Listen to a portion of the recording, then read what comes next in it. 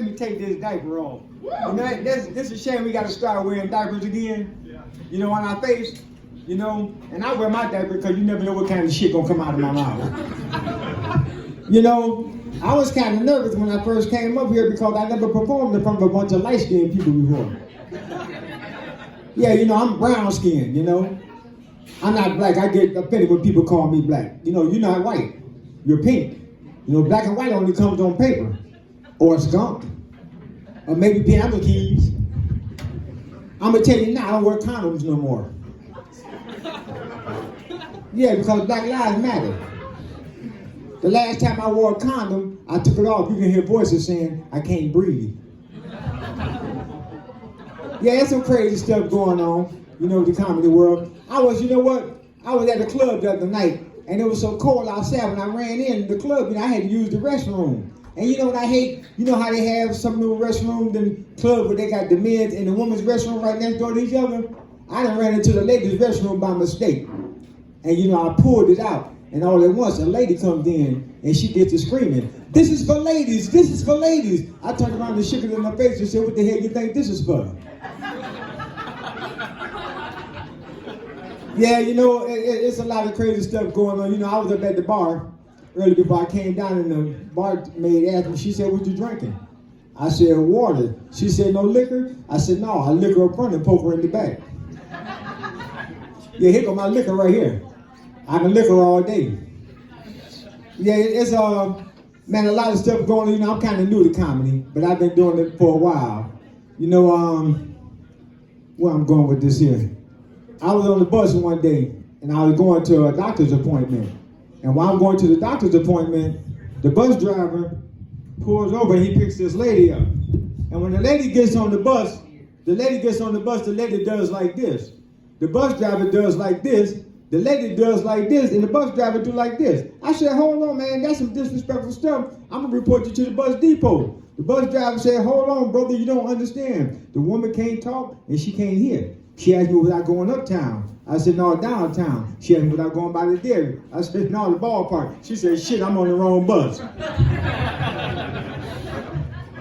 You know, don't expect COVID-19 to last forever. You got to remember one thing, it was made in China. You know, I don't like designer stuff. Take these shoes, for instance. They were made in China and they were designed to fuck our feet up. Yeah. You know, there's a nerve in the human body that connects the eyeballs to the anus. It's called an anal octave nerve. And it's responsible for giving the person the shitty outlook on life. If you think I'm bullshitting, pull a hair from your ass and see if you don't bring a tear to your eye. You know, we live in a world now today to where ain't nobody satisfied with their gender. I ain't bullshitting. Niggas want to be bitches and bitches want to be niggas. Ain't that a bitch? Let me give you a good example. I was at the gas station the other day and I see this young lady. She had some big titties because I'm the titty man. And she had there was like some 44 double J's. And I asked the young lady, I said, "If I lick it, can we kick it?" She said, "I don't do guys." I said, "Well, shit, I'll be your bitch for a day." I took my teeth out, and I said, "I eat coochie too."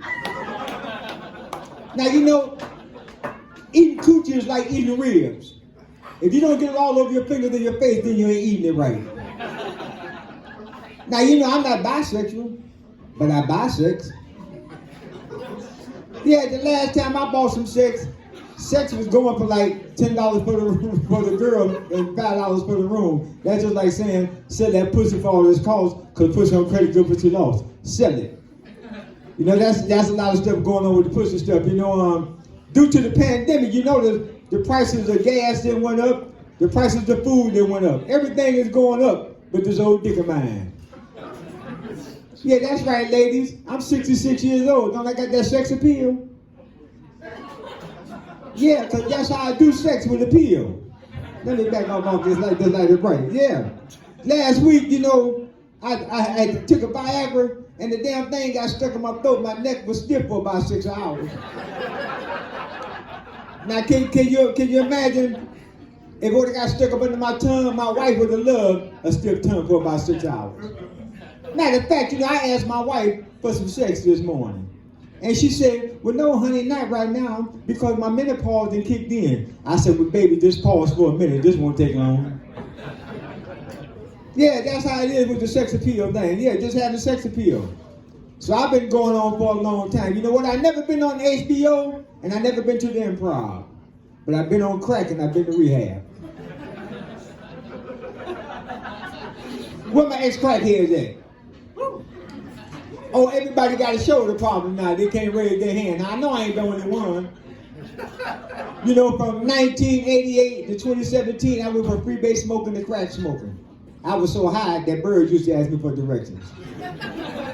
Yeah, I remember one time, man, I got so high and called the police on myself, and they took me to jail. When they let me out, they gave me my property. They gave me a plastic bag with 25 lighters.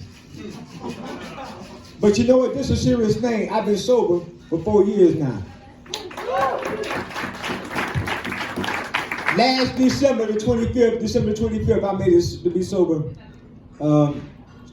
Well, like I said, 4 years.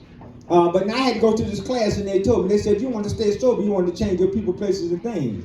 And the first thing you want to do is get rid of your drug dealer's phone number. I ain't talked to my daughter since.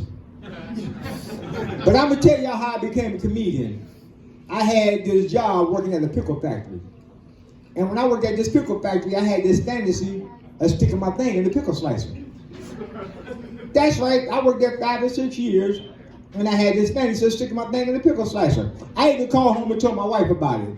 She said, well, why would you want to do something like that? I said, well, honey, it's just a fantasy. So after working there 8 years, I finally did it. I stuck my thing in the pickle slicer. Yeah, I went home and told my wife about it. She said, well, what happened, honey? I said, I got fired. She said, no, with the pickle slicer. I said, oh, shit, she got fired, too. That's my time, y'all. I'm Nut Daddy. Give it up for Bill, y'all. Thanks for having me here. Give it up for Little Daddy, everybody. How long has he been